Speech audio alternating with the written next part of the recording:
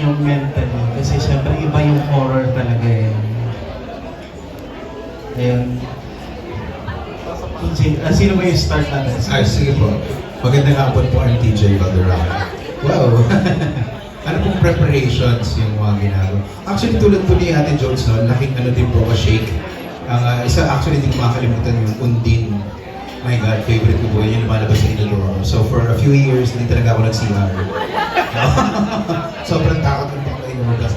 So, yung preparation po naman na ginawa ko siguro is, actually, ang hirap gumawa ng horror. For me, ang hirap na kasi yung mga tili, yung mga sigaw. So, tinry ko na siya before. So, kailangan titili ka. Action! Ah! Cut! Masyadong feminine. Okay. Mahirap siya. Mahirap siya. So, siguro preparation ko po is yung sa script talaga siya. Susundan ko yung story niya and then ilalagay ko po yung sarili ko dun sa sitwasyon kung paano ko i-handle, paano ko magre-react dun sa kwento. Opo. Actually, itong movie na to, ito yung pinaka-manly ko na role sa buong career ko. Pinaka-manly role na to. Solid to. So, abangan niyo po yung pelikula pag lumabas ko yan. It's so nice. Salamat po. Sorry po. Worries, inhibition, siguro po, hindi ko pala nasagot yung tanong. I apologize. Masyado ako nagkwento agad. Siguro po isang kinakatakot ko or worry. Kasi usually daw, nagiging kwentuhan yun. Pag horror yung sinushoot mo, may mga nangyayari sa set. Opo, may mga nangyayari na mga kababalaghan, ganyan. Eh, may nangyari po sa akin nung nawala yung clip ko sa buhok. Yun lang naman yung pinaka-horror na nangyari. So, okay naman. Nahanap namin siya. So, it was fine. We handled it well. Yun lang naman po basically. Thank you.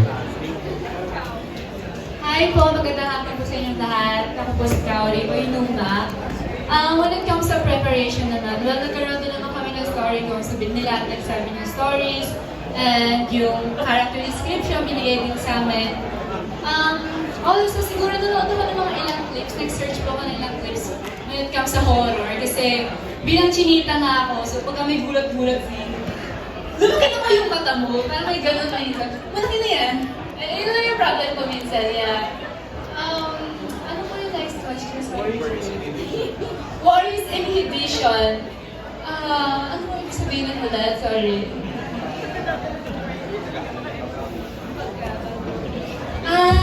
Ako po as a person, hindi naman ako duwarog. Pero, duwag. Sorry, duwag. Pero, nung nandun na ako sa set minsan, or pag kami nakikita na akong mga, yung mga elements na nasa pinakita sa teaser, medyo natatakot na ako na makapag-uwi ko, mismo sa akin ganyan. Kasi magbagalakad ako mag-isa po malapit na kasi ako sa location natin. Ayun naman, pero thank God, ginagawa naman niya ako, so wala naman yun.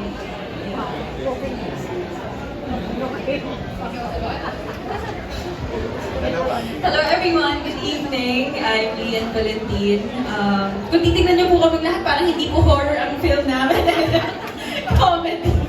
Pero siguro that's one way para wala yung mga takot namin sa pag-film ng movie namin. Pero yun nga, actually with my role and with this movie, it's really hard po, mas lalo na hindi siya yung common or the usual na nakikita natin na horror movie na sa haunted house or may mga gumagalaw ng mga bagay-bagay, ganyan. Pero this is something really on a deeper sense ng psychological. So, mahirap po actually with preparing the role, talagang kailangan din namin i-prepare yung sarili namin mentally and psychologically kasi talagang nilalaro ang aming mga utak din dito. So, parang love life lang daw sabi ni teacher. Pero ayun, with inhibitions and worries namin when it comes to filming. Actually yun nga, parang may takot din ako personally dahil may mga nagawa na rin naman akong film or guesting or teleserye na may pagka-horror and may mga experiences din akong hindi maganda at nadadala ko sa bahay. Pero ang ginagawa ko na lang is, kumbaga, nagpapagpag na lang din ako. Nanonood ako ng comedy film or love story, kikilagin ako ganyan. Para lang makalimutan ko yung mga, anxiety or naiisip ko sa utak ko na baka madala ko sa bahay. Pero with doing this film, we're very happy. I'm very happy with this production and with my co-actors. It's very challenging and exciting at the same time. Yeah, I'm very grateful to be part of this. Ayun po, so sa preparation nga ng character ko for this movie, syempre yung mindset na po natin na dahil horror, may action po na mangyayari. So physically, kailangan ng mindset mo na mapapagod ka talaga. Number 2, yun nga pong, ewan ko po, hindi ko po alam kung sa iba, takot din po sila sa horror movies. Pero ako po talaga may fear of horror movies. And hindi naman po siya yung fear na hindi ko na kaya gawin yung horror movie. Actually, yun nga po yung challenge para sa akin na tanggapin ko po yung mga roles ng horror movies. At ito rin po yung isang fear na na-overcome ko, yung fear of heights. So, yung role ko pa na si Aline, di ba? Si Francis, naalala niya. Yung fear ko of heights, naka-harness po si Aline dito. And naitatawid po talaga yun kapag yung mga kasama mo, like directors, everyone, part of the crew, nandun yung tiwala. So, malaking bagay po yun. And sa horror movies naman, iba na po yung dating ng horror movies ko sa akin ngayon. Iba na yung dating ng horror movies sa akin ngayon. It's more of like, inaaral ko kung paano kaya nila ginawa yan, paano kaya yung emotions nila and saan nanggaling for their characters. So, ayun po. It's eye-opening, it's exciting, and it was so much fun to make. And I'm very, very, very happy to have worked with one of my idols, Ate Judy Santa Maria. Ayun po. Thank you po. Maganda nga ako po sa ating Francis Mato po. Sa mga hindi nakakilala.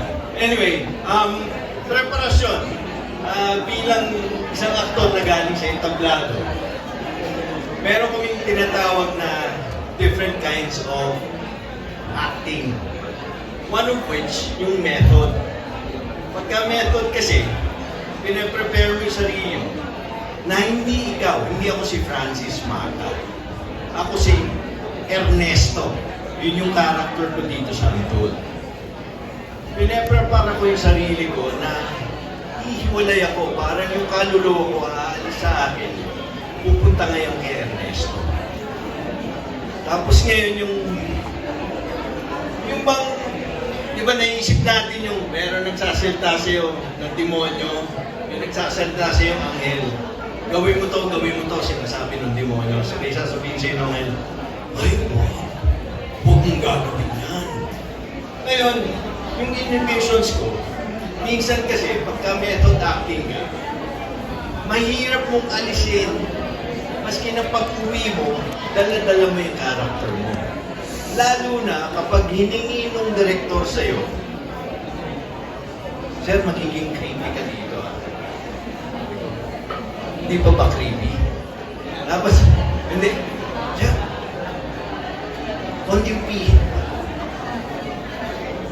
Grabe, sabi ko, okay. Hanggang pag-uwi ko, hindi ko mabitawan yung karakter. Na nandun pa rin yung nakakatakutan ka, maski tumingin ka sa salamin, matatakot ka sa sarili mo. Yung ganun ba? But anyway, marami pa akong sana gusto sabihin, pero yun lang ang maipapamamahagi ko sa inyo ngayon. Maraming salamat.